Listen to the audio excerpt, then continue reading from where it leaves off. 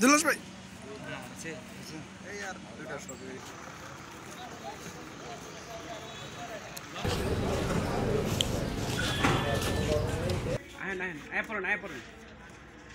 Direct টাইমে আসেন আসেন হ্যাঁ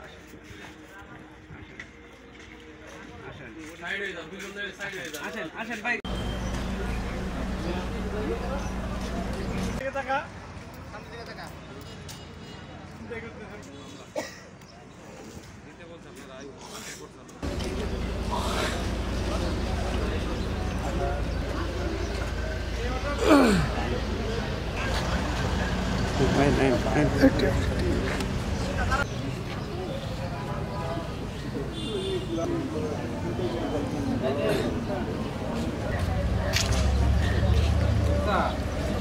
মানুষের জীবনের চেয়ে বেশি এগুলা গত 23 তারিখে একজন লোক নিখোঁজ হয়, সেটা পুবাইল এলাকা থেকে। পরবর্তীতে আমাদের যে নারায়ণগঞ্জ দাউদপুর ইউনিয়ন পুটিনা গ্রামে একটা লাশ পাওয়া যায়, অজ্ঞাত লাশ পাওয়া যায়। এই সংক্রান্তে রূপগঞ্জ থানায় একটা মামলা হয়, মামলা নম্বর 36/11/2024, দণ্ডবিধি 302, 201, 379 এই ধারা। পরবর্তীতে মামলাটা আমি নিজে তদন্ত করি।